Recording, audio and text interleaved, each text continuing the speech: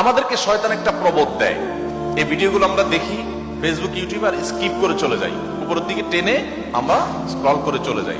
শয়তান আমাদেরকে বলে তোমার কি করার আছে, তুমি একটা সামান্য, একে তো বাংলাদেশ মতো একটা ছোট্ট দুর্বল দেশ, আবার সে দেশের একজন অতি সাধারণ একজন নাগরিক, একজন নগণ্য মানুষ, তুমি এই আন্তর্জাতিক সমস্যার সমাধান করার মতো ক্ষমতা তোমার হাতে নাই, তোমার কি করার আছে? সো তুমি একটু আল্লাহর কাছে দোয়া করো, বাস। আমি একটু দোয়া করে ওটাকে স্কিপ করে আর একটা ঝাঁকানাকা কোনো ভিডিওতে আমি ডুবে যাচ্ছি। এই না আমাদের অবস্থা? আসলে কি তাই? আমি তো তা মনে করি না।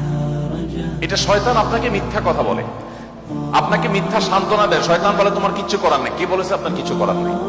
আপনার যে কত কিছু করার আছে সেটা আপনি নিজেও ভাবেন নাই। আল্লাহ তাআলা আপনাকে জিজ্ঞাসা করবেন না তুমি সেখানে সামরিক শক্তি কেন পাঠাও না, কারণ সামরিক শক্তি আপনার হাতে নাই। আল্লাহ আপনাকে এটা জিজ্ঞেস করবেন না।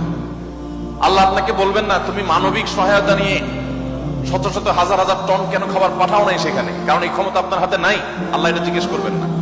আল্লাহ জিজ্ঞাসা করবেন তোমার হাতে একটা ইহুদি পণ্য তোমার বাসায়, তোমার টয়লেটে, তোমার বেডরুমে, তোমার প্রত্যেকটা জায়গা, কখনো সাবানের নামে, কখনো শ্যাম্পুর নামে, কখনো লোশনের নামে, কখনো চকলেটের নামে, কখনো ড্রিঙ্কস এর নামে, কখনো রেস্টুরেন্টের ফাস্ট ফুডের নামে, তোমার বাসার প্রতিটা কক্ষে কক্ষে, প্রতিটা টয়লেটে তাদের পণ্যগুলো শোভা পেয়েছে।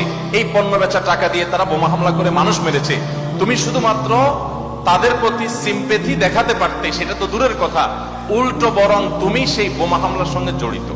তুমি জেনে হোক আর না জেনে হোক, তুমি বুঝে হোক আর না বুঝে হোক, তুমি কিন্তু সেই বোমা হামলার সাথে জড়িত। প্রতিদিন তুমি চাঁদা দিচ্ছ ফিলিস্তিনের মানুষকে হত্যা করবার জন্য। আল্লাহ এই কথা বলবেন?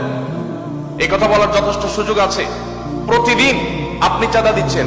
আমি একটা পেস্ট কিনতেছি না, আমি একটা বোমা হামলার জন্য টাকা ইনভেস্ট করছি বা চাঁদা দিচ্ছি। প্রতিদিন বাংলাদেশের প্রত্যেকটা মানুষের কাছ থেকে, প্রতিটা মানুষের ঘর থেকে ওরা চাঁদা তুলে নিয়ে যাচ্ছে। আপনি মনে করছেন মুদি দোকানে গিয়ে আমি মালামাল কিনে আনছি। আল্লাহর কসম করে বলছি এটা মালামাল কিনা না। এটা আপনি দেখছেন মালামাল কিনা, আমি এটাকে মালামাল কিনা দেখছি না। আপনি দেখছেন আপনি পেপসি বা কোকা কোলা বা সফট ড্রিঙ্কস এদের যেগুলো আছে সেগুলো আপনি ডক ডক করে গিলছেন। আমি দেখছি সেগুলা লাল কালারের ওই পেপসি না, এগুলো হলো ফিলিস্তিনের মানুষের রক্ত। আপনি দেখছেন সেগুলো হয়তো কোক, আমি দেখছি সেগুলো রক্ত। বাংলাদেশের মানুষ এরকম ভুলো জাতি পৃথিবীতে আরেকটা আছে কিনা আমি জানি না। আমরা খুব দ্রুততার সাথে ভুলে যাই। আমরা কাউকে মাথা তুলতেও দেরি করি না, আবার মাথা থেকে আছাড় দিতেও আমরা দেরি করি না। এটা আমাদের একটা দুর্বলতা। আমাদের এই দুর্বলতাটা আমাদের কাটিয়ে ওঠার চেষ্টা করা দরকার। আমরা কয়দিন খুব জোরে সোরে বয়কট করে এরপরে আবার আমাদের সবকিছু সয়ে যায়।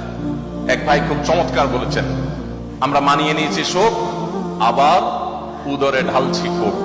আপনি নামাজ পড়তেছেন, আপনি সিজদা করতেছেন, আপনি অনেক কিছু করতেছেন, দিন শেষে আপনি মুসলমানদের হত্যার সঙ্গে জড়িত।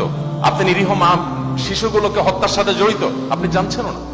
আমরা মুসলমানরা যদি শুধুমাত্র তাদের পণ্যগুলো বয়কটটা যদি যথাযথভাবে করতে পারি, তাহলে তারা অন্তত 50% এমনিতেই সাইজ হয়ে যাবে। আমি তো মনে করি যে এই প্রেক্ষাপটে, এই বাস্তবতায়, ফিলিস্তিনের এই বাস্তবতা অন্তত আপনারা যদি প্রত্যেকে আন্তরিক হন এবং সচেষ্ট হন, তাহলে সেক্ষেত্রে আপনারা বাণিজ্যিকভাবেও লাভবান হতে পারেন, কিন্তু সেটা মূল উদ্দেশ্য থাকবে না।